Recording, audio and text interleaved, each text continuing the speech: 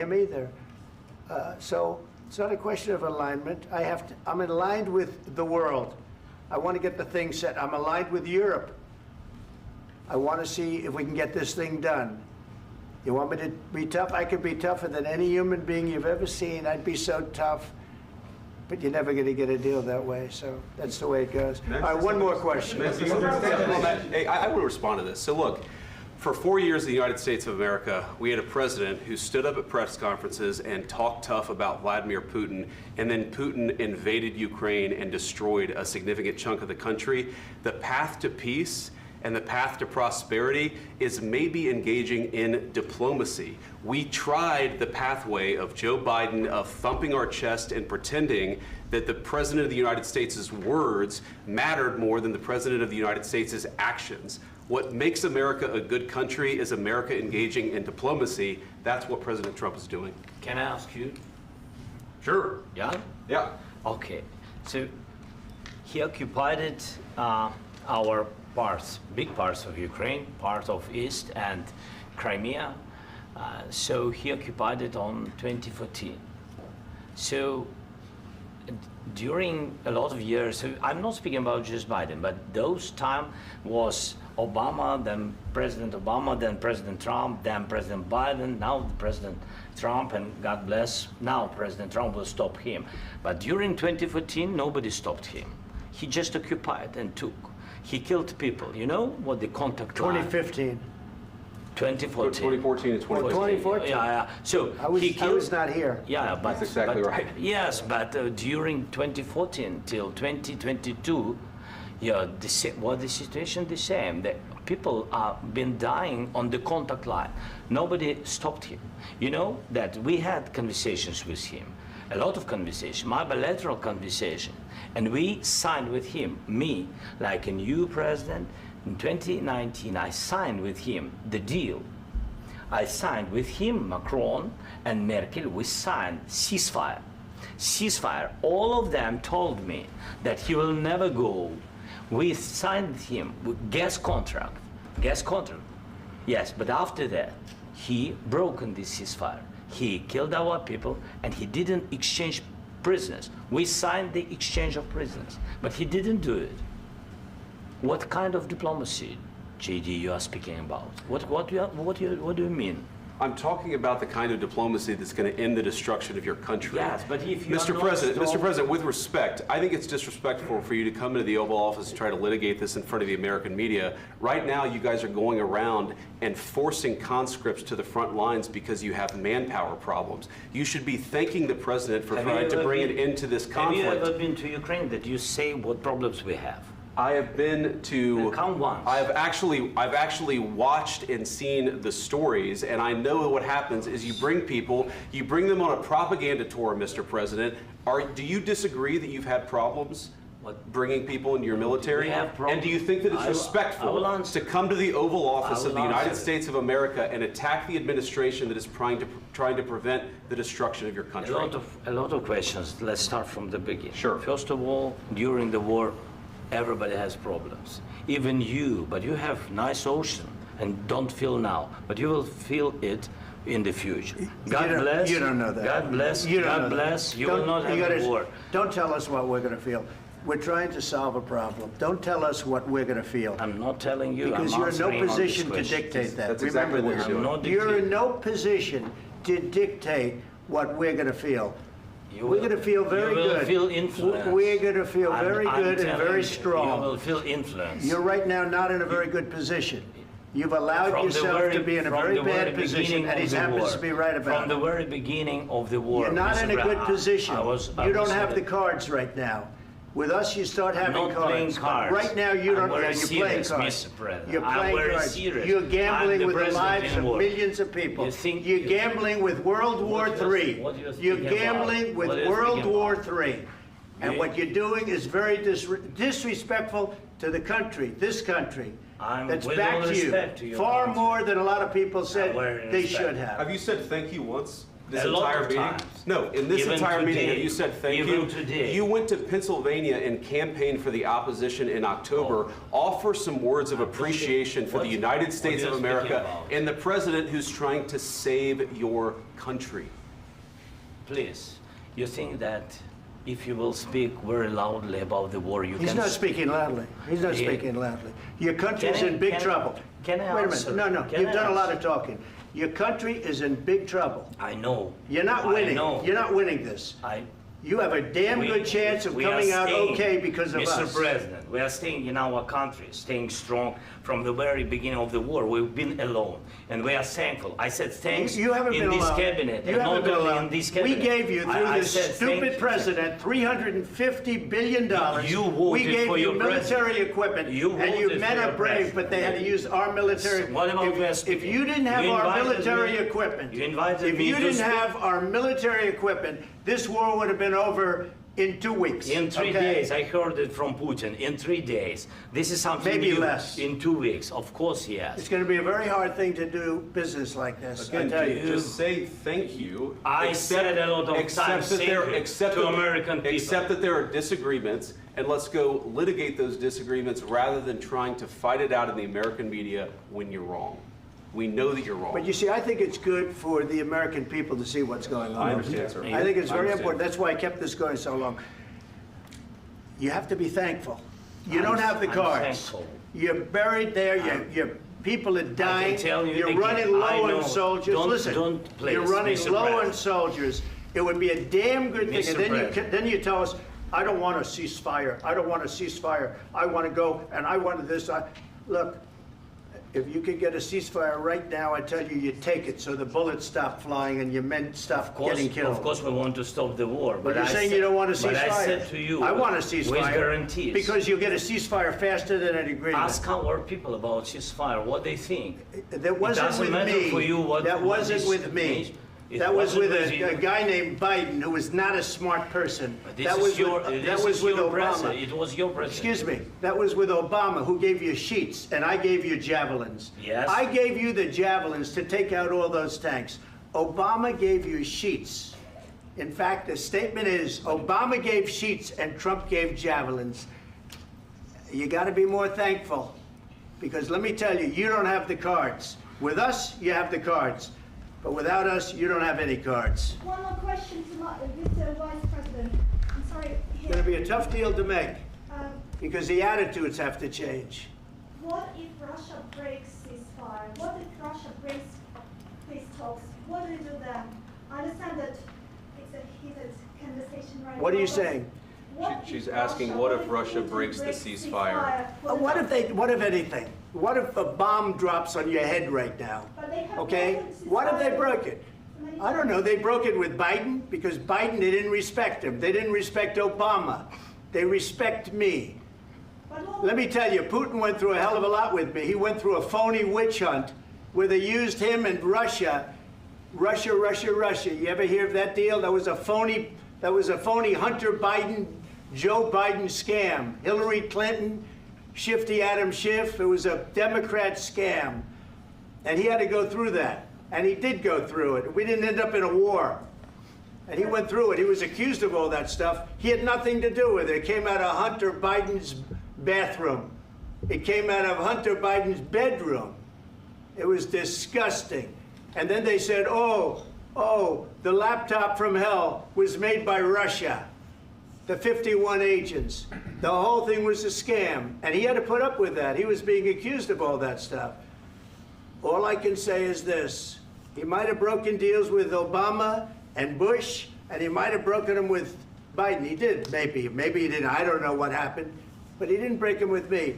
He wants to make a deal. I don't know if you can make a deal. The problem is, I've empowered you to be a tough guy. And I don't think you'd be a tough guy without the United States. And your people are very brave. But you're either going to make a deal or we're out. And if we're out, you'll fight it out. I don't think it's going to be pretty, but you'll fight it out. But you don't have the cards. But once we sign that deal, you're in a much better position. But you're not acting at all thankful. And that's not a nice thing. I'll be honest, that's not a nice thing. All right, I think we've seen enough. What do you think? What's huh? this negotiation? This is going to be great television, I will say that. All right, we'll see what we can do about putting it together. Thanks, sir. And I need the back of the chair. Negotiate, give a nod. We'll see, I don't know.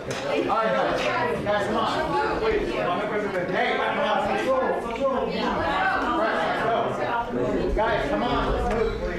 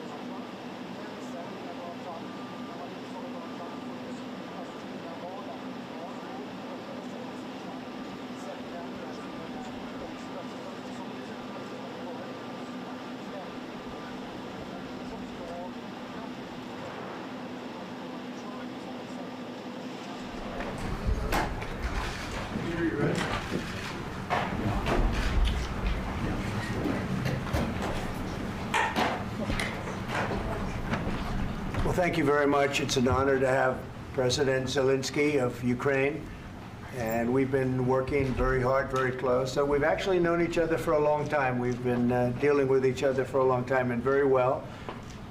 We had a little negotiation spat, but that worked out great. I think for both countries, I think for the world, actually, beyond both countries. And we have something that is a very fair deal. And we look forward to getting in and digging and working and getting some of the rare earth. But it means we're going to be inside, and it's a big commitment from the United States, and we appreciate working with you very much. And we will continue to do that. We have had some very good discussions with Russia. I spoke with President Putin, and we're going to try and bring this to a close. It's something that you want and that he wants. We have to negotiate a deal. But we've started the confines of a deal, and I think something can happen. The big thing is the number of soldiers, mostly at this point, but soldiers being killed. You're losing thousands of soldiers. On both sides, we're losing a lot of soldiers, and we want to see it stop. And we want to see the money get put to different kinds of use, like rebuilding. And we're going to be working very hard. But we've had a lot of very good conversations. I will say until we came along, the Biden administration didn't speak to Russia whatsoever. They didn't speak to anybody. They just allowed this to continue. And I will say that, I'll say in front of you, you've heard me say it 1,000 times, if I were president, this war would have never happened. We would have had a deal negotiated for you without having to go through what you've gone through. But your soldiers have been unbelievably brave. We've given them great equipment, but somebody has to use the equipment. They've been unbelievably brave, and we give them great credit. This was supposed to be over very quickly, and here we are 3 years later. So I give tremendous credit to your generals and your soldiers and yourself in the sense that it's been very hard fighting, very tough fighting. They're great fighters. And you have to be very proud of them from that standpoint. But now we want to get it over with. It's enough, right? We want to get it over with. So it's an honor to have you here. Thank you very much for coming. We're going to sign the agreement at the conference in the East Room in a little while, right after lunch. And we'll be having lunch together. We're also discussing some other things. And we appreciate everybody being here. It's somewhat of an exciting moment, but the really exciting moment is when we get when they stop the shooting and we end up with a deal. And I think we're fairly close to getting that, and an honor to have you. And please, I'd like to say something. Yeah, thank you so much, Mr. President.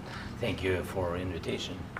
And really, I hope that this first document, will be first step to real security guarantees for Ukraine, our people, our children. I really count on it. And of course, we count that America will not stop support. Really, for us, it's very important to support and to continue it. I want to discuss it with details further during our conversation, and of course the infrastructure or security guarantees, because for today I understand what Europe is ready to do, and of course I want to discuss with you what United States will be ready to do. And I really count on your strong position to stop Putin, and you said that enough with the war. I think that is very important, Ben, to say these words to Putin at the very beginning of war, because he is a killer and terrorist. But I hope that together we can stop him. But for us, it's very important to, to save our country, our values, our freedom and democracy, and of course, no compromises with the killer about our territories, but it will be later. And of course, what I wanted, we spoke about it by phone with you, about the drones production. We have very good drones production. I think the best one in the world for today because of the war. Yes, and of course, we need very much the air defense. You have the best air defense in the world, and really you helped us under attacks of Russians. And I want to speak how we can exchange the licenses. We're open to share the licenses of all our drones with you, of course, with the United States. And we need licenses for quick production of air defense. Even after the war, we need our nation to be calm, that we are secure. So that's why we need this air shield. And of course, about this, I want to speak about the contingents. I think that France and UK already spoke to you, and we know that Europe is ready, but without the United States, they will not be ready to be as strong as we need. And then the last point, last not least, about exchange, about our people and children. And you know that these crazy Russians, that they stolen 20,000 of children, Ukrainian children. They changed their names, they changed their families, relatives, and now they're in Russia. We want to bring them back, and really, it's a big dream, task, and goal for me, and our warriors. By the way, Mr. President, we released more than 4,000 warriors from Russian prison, but there are thousands more in the prison. I wanted to share with you some images. How it's. Can I now? Yeah, please. Some minutes, 1 minute, 1 minute. Just you to understand in what circumstances, in what situation they are, and what the attitude of Russia to our prisoners. That guys, just you before and after. And you see before and after, just you to understand. Now thousands of such guys, ladies and men, there. And so they don't eat, they beat them, and they do a lot of bad things. So out of, even during the war, there are rules. Everybody knows there are rules during the war. So these guys, they don't have any rules. You see that 50, 60 kilograms left, and a lot of such things. And I didn't want to show you what the changes with images of children, because I will just share with you. And I mean, it's looking tragic. Yep, that's tough stuff. Yeah, I wanted very much to give you, and you see. Yeah. This is pastor, by the way. They stolen pastors, because it's not Russian church. They stolen pastors and moved pastors to the prison. At the end of last year, we brought 3 pastors, and we could exchange them. And this is pastor, you see. Yeah, that's tough. Yeah, so I mean, this I wanted to show you, and this. So thank you very much. We want to get that ended, right? Yeah, of course. We And want. I think we will. And We have to, of course. do you have any questions, please? Mr. President, Thank you, Mr. President. With the, how much money is the U.S. going to put into the fund that is being created today, and how does this provide long-term security for Ukraine? Well, we don't know exactly how much because we're going to be putting some money in a fund that we're going to get from the raw earth that we're going to be taking and sharing in terms of revenue. So it's going to be a lot of money will be made from the sale and from the use of raw earth. And as you know, our country doesn't have much raw earth. We have a lot of oil and gas, but we don't have a lot of the raw earth. And what we do have is protected by the environmentalists, but that can be unprotected, but still it's not very much. They have among the best in the world in terms of raw earth. So we're going to be using that, using it for all of the things we do, including AI and including weapons and the military, and it's really going to very much satisfy our needs. So it's something that just worked out really well. We have a lot of oil, and we have a lot of gas, we have a lot, but we don't have raw earth. So this has just about every component of the raw earth that we need for computers, for all of the things we do. And this puts us in great shape. And on long-term security for Ukraine, how does this provide it? I think they're going to have great luck. I think once we make the agreement, that's going to be 95% of it. They're not going to go back to fighting. I've spoken with President Putin, and I feel very strong. I've known him for a long time, and I feel very strongly that they're very serious about it, and we'll make a deal. And when the deal is made, I don't think, we talk about security. Everyone's talking about the other day, all they talked about was security. I said, let me make the deal first. I have to make the deal first. I don't worry about security right now. We have to have a deal, because right now, last week, 2,000 soldiers died on both sides. 2,000, and they're losing 1,000, 2,000, 3,000 a week. So as we sit here and we talk, people are getting shot and dying on the battlefield. And you know, they're not American soldiers, but they're Russian soldiers and they're Ukrainian soldiers, and we want to be able to stop it. And we want to be able also to spend money on other things. We don't want to, this is a tremendous amount of money, and what the Biden administration did was terrible. They were giving money, but he had no security on the money. Europe, as you know, gave much less money, but they had security. It was in the form of a loan. They get their money back, and we didn't. And now, at least we're protected, because the American taxpayer has to be protected too. But this is an incredible agreement for Ukraine, because we have a big investment in their country now, and what they have, very few people have. And we're able to really go forward with very, very high-tech things and many other things, including weaponry that we're going to use in many locations, but that we need for our country. Mr. President, This allows us to do this. Will you continue? I'm sorry. Military aid. Yes, go ahead, please. If I can just, yes. In the document, there is one of the very important points.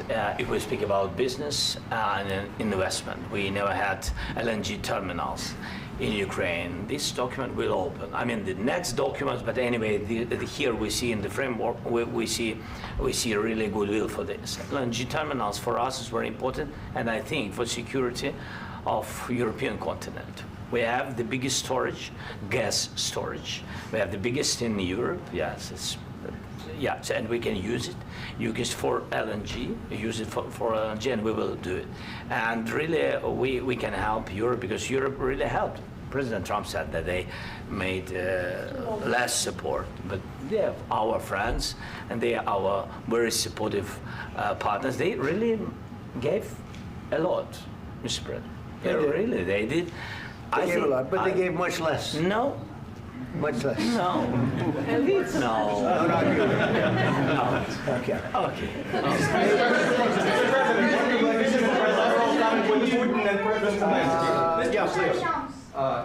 Mr. President Trump, you have repeatedly called the deal with Ukraine as a historical one.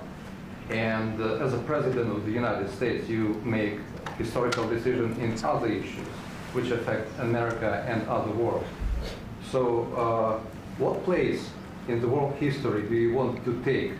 And do you associate yourself with any famous historical figures? Yeah, I'd say George Washington, Abraham Lincoln.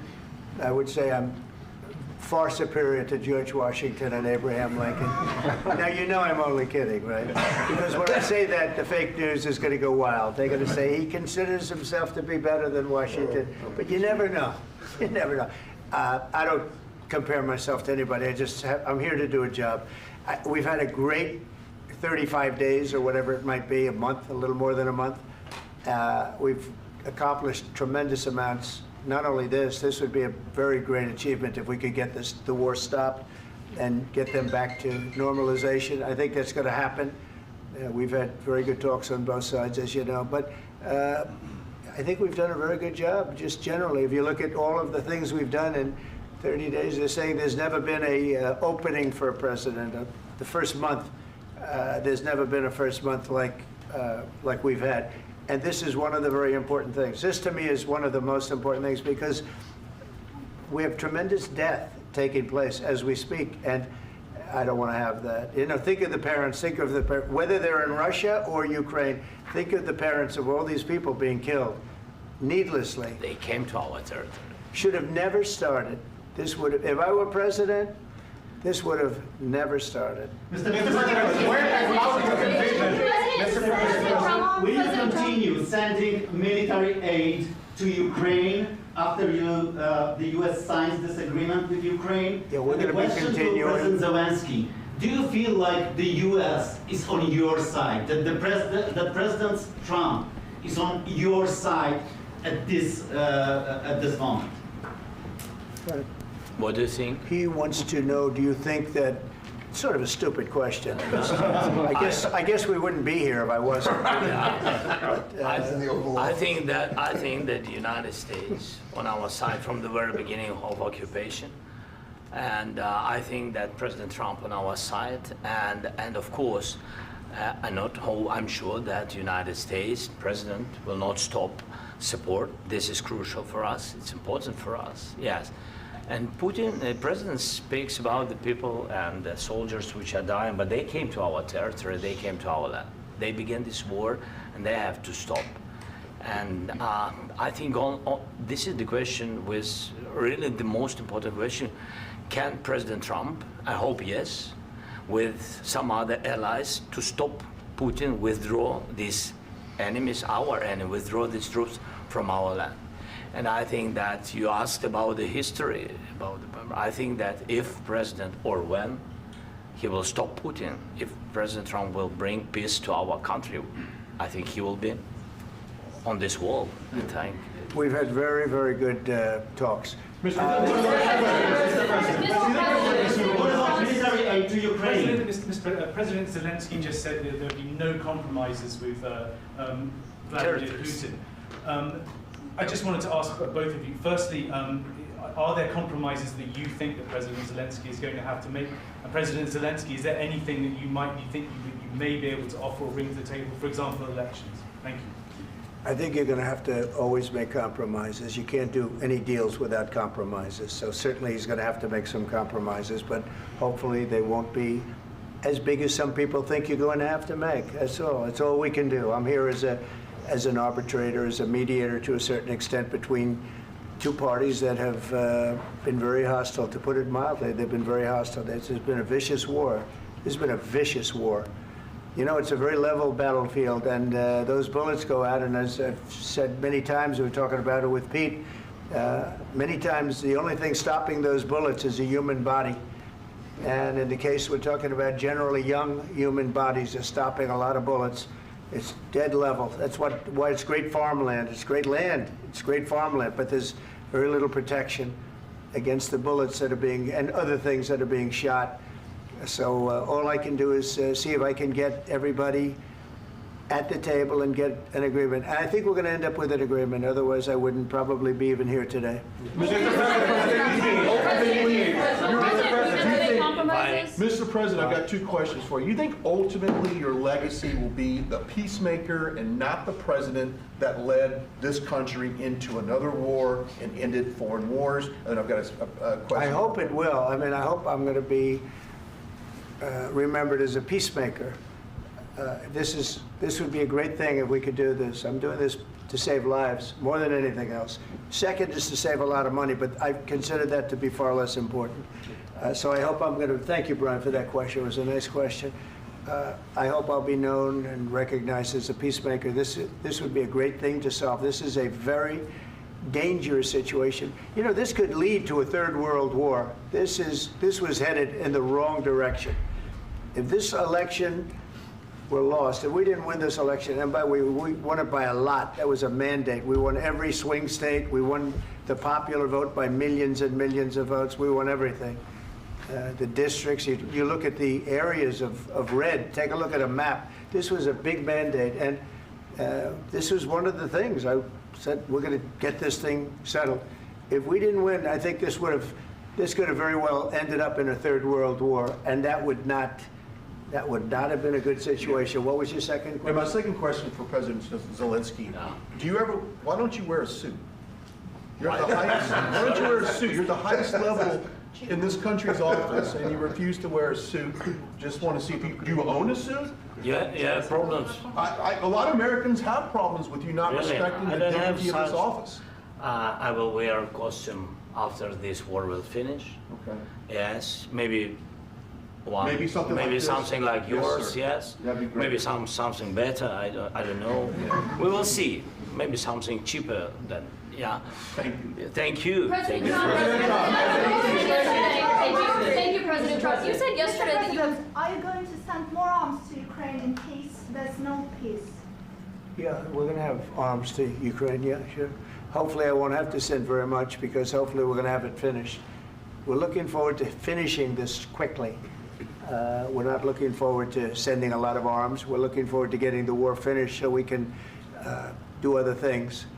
But we very much appreciate the agreement because we needed what they had, and we're treating, you know, our country is now treated fairly. Biden didn't do that. He didn't know what the hell he was doing. This should have never happened. This should have never started.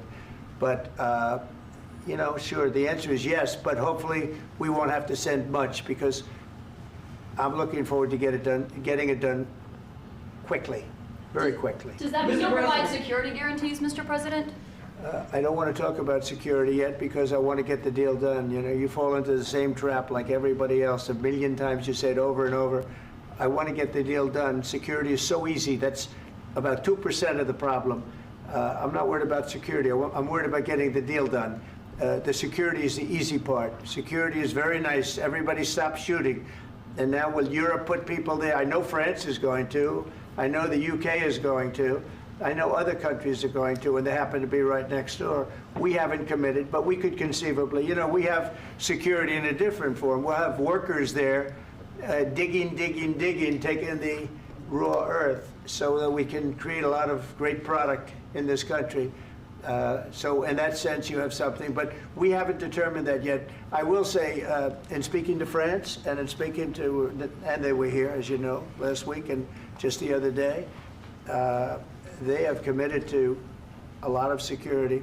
I don't think you're going to need much security. I think once this deal gets done, it's over. Russia's not going to want to go back, and nobody's going to want to go back. When this deal ends, I really believe this deal is going to be over. Question? Yeah, please go ahead. Go ahead. Thank you so Mr. much. President, thank you. You had President Macron and Keir Starmer at the White House this past week, both of whom praised your courage and conviction to lead the pathway towards peace. Yes. Part of that involved, though, re-engaging Russia in diplomatic relations, something that previous leaders lacked the conviction to do so. What gave you the moral courage and conviction to step forward and lead that? Well, I love this guy. Who are you with? One American News, sir. Well, that's why I like him. One American News does a great job. I like the question. I think it's a very good question. It's a pathway to peace. It's a pathway to getting something solved. And I feel that as the head of this country, I have an obligation to do that. Plus, you know, we're very much involved. We got involved. It's too bad we got involved because there should have been no involvement because there should have been no war. And there shouldn't have been October 7th. That would have never happened. As you know, Iran was broke. They had no money to give to Hezbollah. They had no money to give to Hamas. They were stone cold broke. And then under Biden, they became rich as hell. They went from no money to $300 billion in a period of 4 years, and they gave a lot of that money away, and you see what happened, and that's a real mess also that we hope to be able to solve. But no, I appreciate your question very much. I feel I have an obligation to try and do something to stop the death. If I can answer, yes, if I can answer, Please, sorry, go ahead.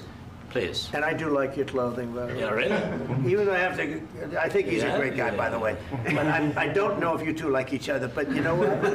I think he's dressed. I like this guy. I think he's dressed beautifully. So I have more serious things than answer on such Yeah, question. sure, that's I will okay. answer on more That's serious a good question statement. if I can. That's good. Yeah. So please, about security guarantees and about just ceasefire.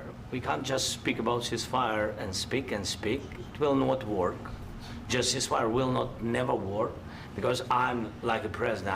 I have this experience, and not only me. Ukraine before my presidency, from the 2014, Putin broken 25 times.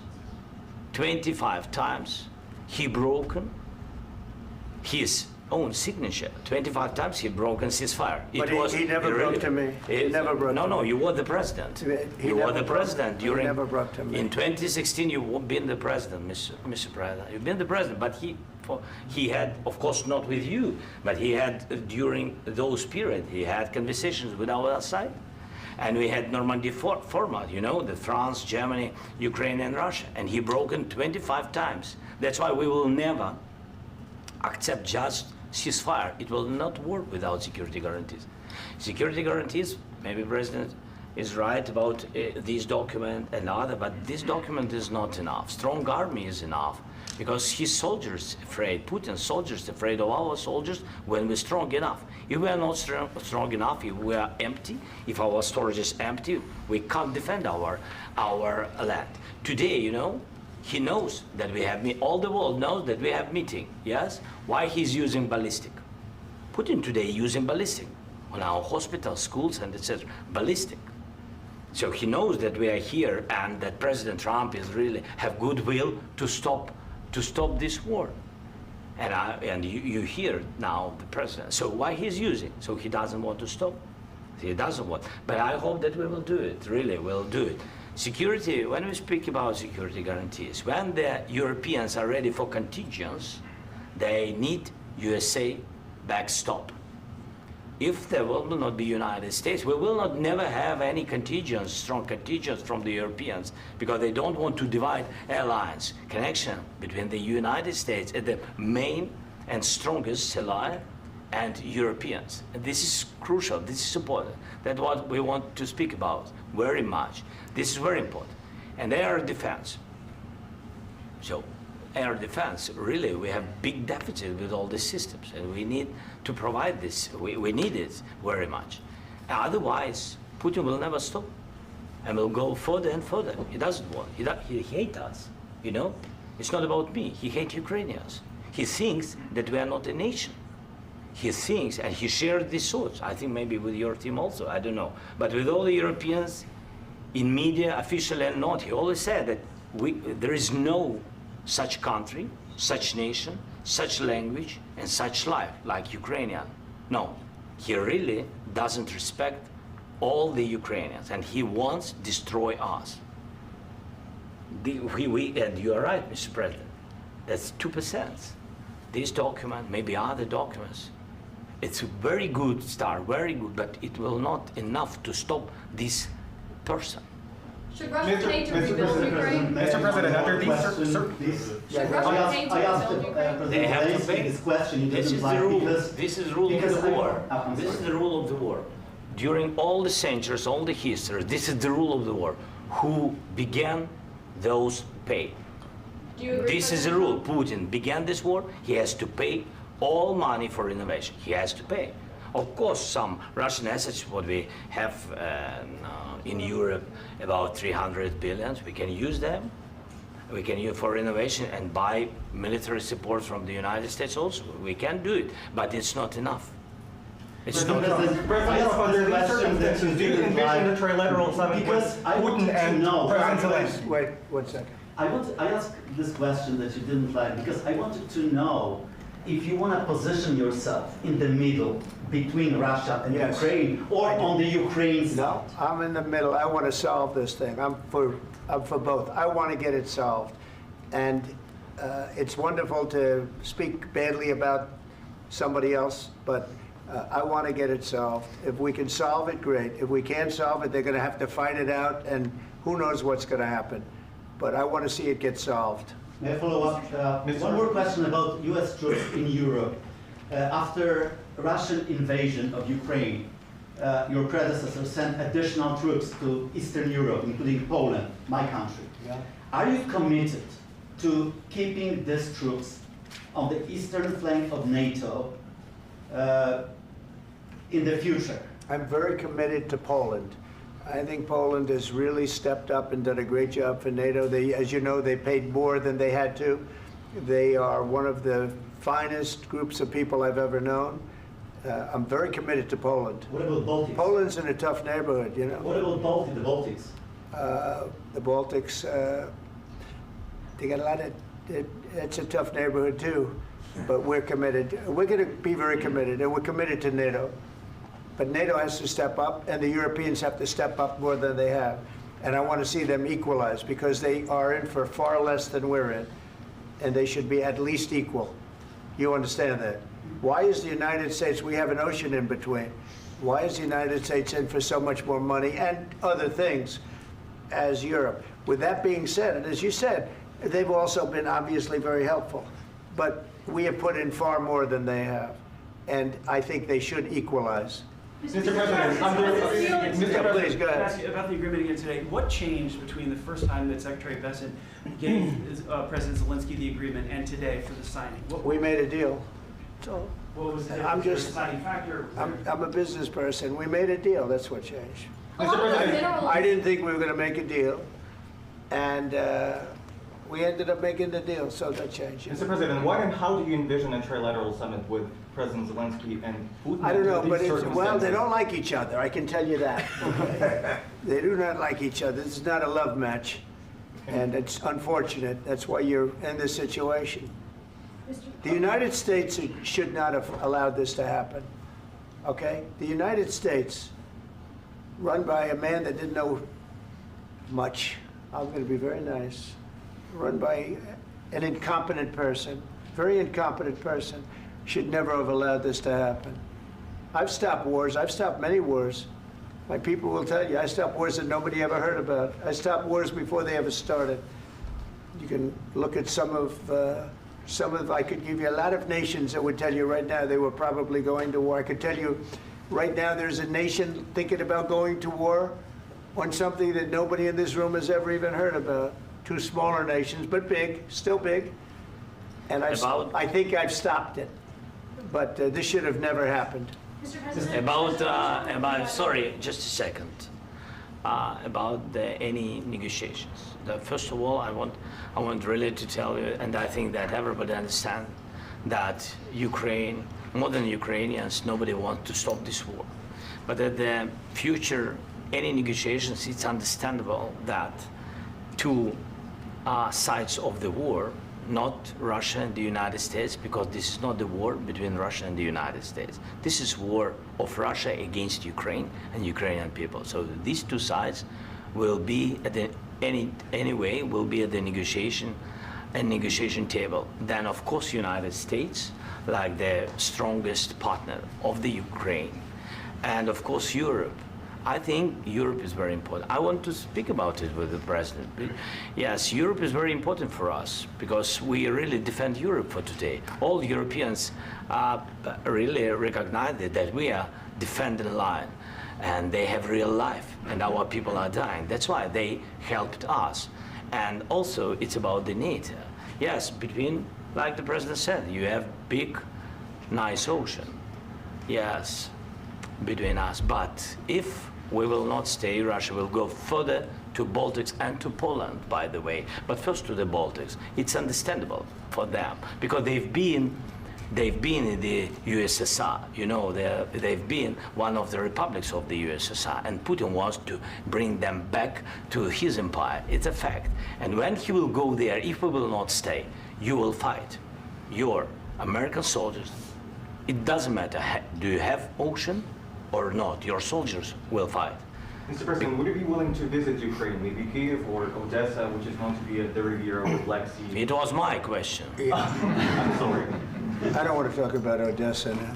Let's not talk about Odessa. I want to talk about making a deal, getting peace. We don't have to talk about Odessa, but a lot of cities have been destroyed. A lot of cities that are not recognizable. There's not a building standing. No, And a lot of things have Mr. to President, happen. you have to come and to look. No. We have very good cities. Yes, a lot of things been destroyed, but mostly cities alive, and people work, and children go to school. Sometimes it's very difficult. Sometimes closer to front line, children have to go to underground schools or online. But we live. Ukraine is fighting, and Ukraine lives. This is very important. And maybe it's Putin is sharing this information that he destroyed us. No, he lost 700,000 people, 700,000 soldiers. He lost everything. Yes. So, Mr. President, one more. I mentioned Poland. Please, go ahead. When did you last speak with President Putin, and what did he say that? A couple of days ago. And what did he tell you that gave you the assurance that he wanted peace? Well, that's what I do. My whole life is deals. I know pretty good.